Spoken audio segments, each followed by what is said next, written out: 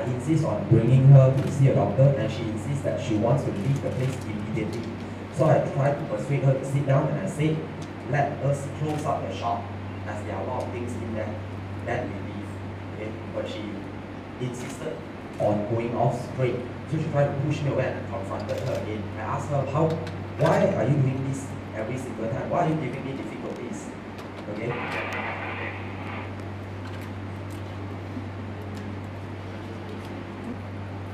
So this is the part where we already started arguing for a second time. Before I pulled her off the counter and the fight started.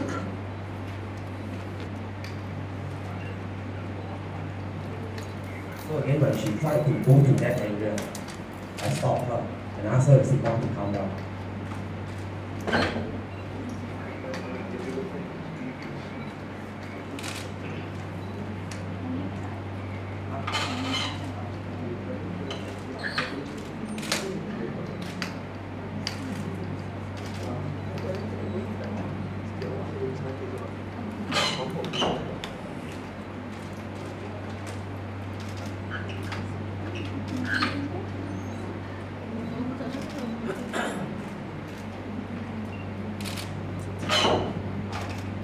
Look at her hands.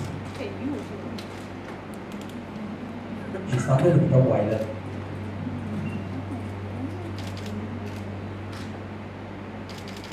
And her legs.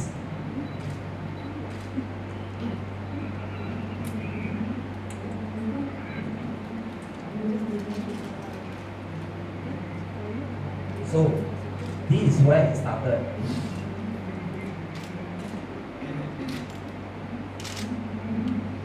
Fight and continued to scuffle in the shop for about an hour, and she didn't actually try to get help by going to the front door.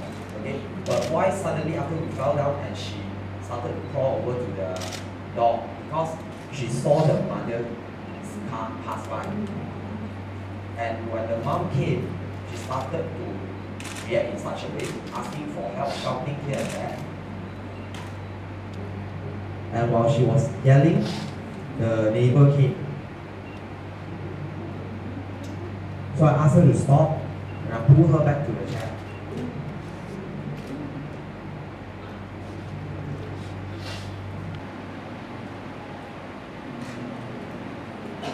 So again, when she tried to go to the area, I tried to stop her and ask her to sit, to wait for the mother to come. She resisted and she became more and more violent, attacking me. So I got no choice but to start to hit back. But all I'm doing, as you can see, is I try to restrain on the sofa. I never use kicks, I never use punches against her.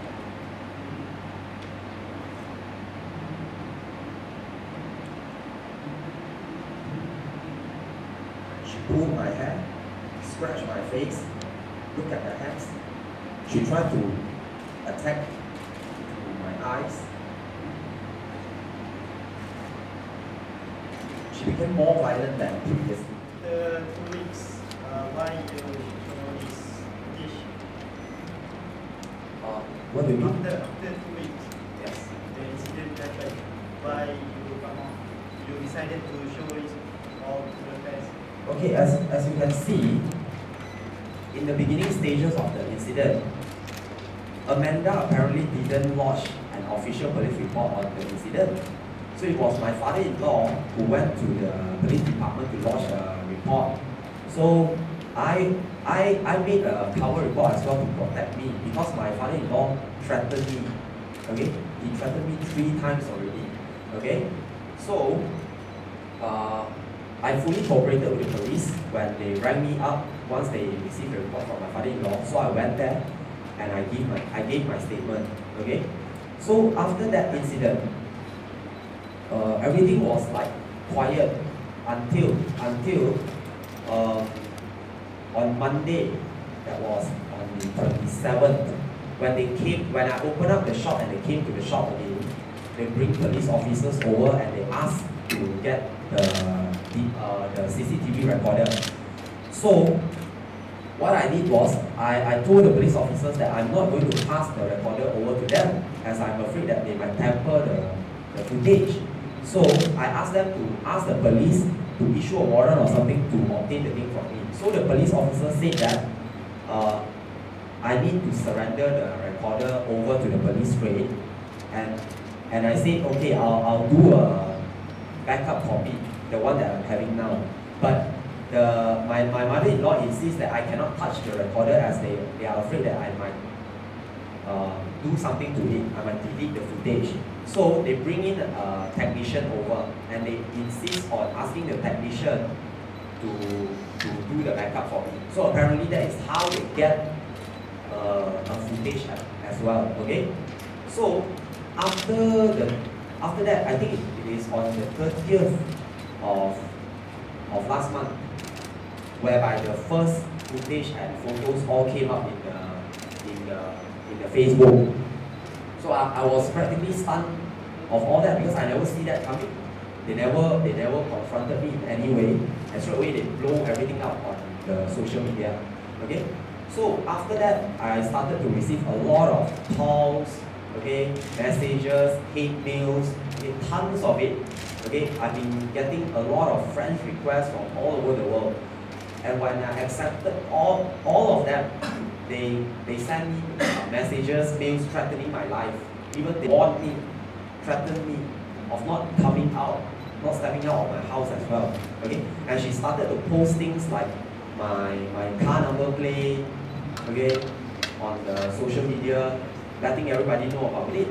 Okay, and reporters started to rang me up as well to ask for my side of the story.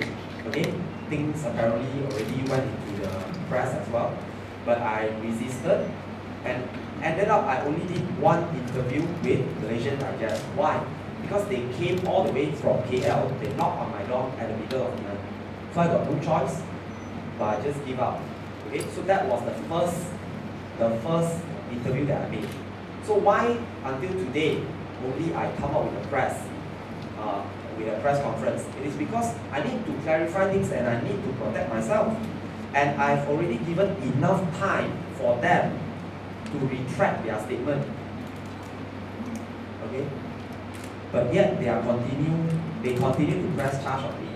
Okay? They even asked the court to issue an IPO against me, restraining me from seeing my wife or contacting her in any way. And is that the way for us to negotiate or to talk things out? So apparently I don't get any chance in keeping in touch with my wife to talk. Okay? I knew my actions was wrong. Okay? But if you were in my shoes at that situation, what would you do? Do I have a chance? With her having depression, she has tendency to commit suicide. If you were me, will you let her walk out of the shop just like that?